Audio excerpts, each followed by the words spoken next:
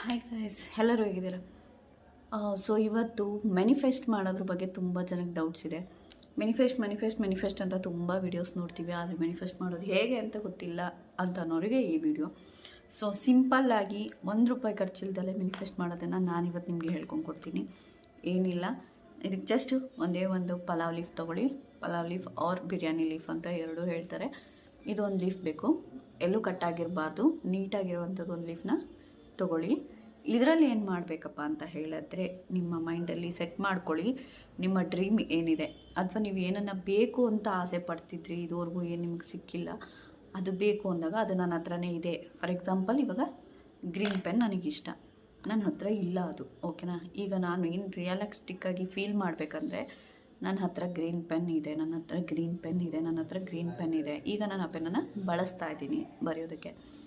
ಈ ರೀತಿ ನಿಮಗೆ ಆಸೆ ಪಟ್ಟಿದ್ದನ್ನು ನೀವು ನನ್ನ ಹತ್ರ ಇದೆ ಅನ್ನೋ ಥರ ಫೀಲ್ ಮಾಡ್ಕೊಳ್ಳಿ. ಫೀಲ್ ಮಾಡಿಕೊಂಡು ಈ ಲೀಫಲ್ಲಿ ಫ್ರಂಟ್ ಆ್ಯಂಡ್ ಬ್ಯಾಕು ಇದರಲ್ಲಿ ಹಿಂದೆಗಡೆ ನಿಮ್ಮ ಹೆಸರನ್ನ ಬರ್ಕೊಳ್ಳಿ, ನಿಮ್ಮ ನೇಮ್.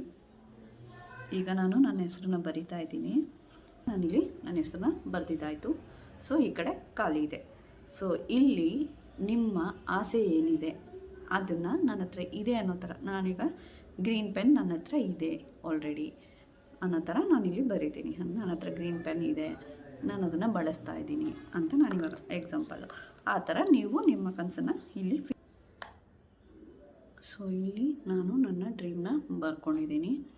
ಆ ಥರ ಒಂದು ಕಡೆ ಹೆಸರು, ಒಂದು ಕಡೆ ವಿಶಸ್ನ ಬರ್ಕೊಂಡು ಇದನ್ನು ನೀವು ನಿಮ್ಮ ಪರ್ಸಲ್ಲಿ ಜೋಪಾನವಾಗಿ ಇಟ್ಕೋಬೇಕು, ನಿಮ್ಮ ಡ್ರೀಮ್ ಕಂಪ್ಲೀಟ್ ಆಗೋವರೆಗೂ, ಓಕೆನಾ?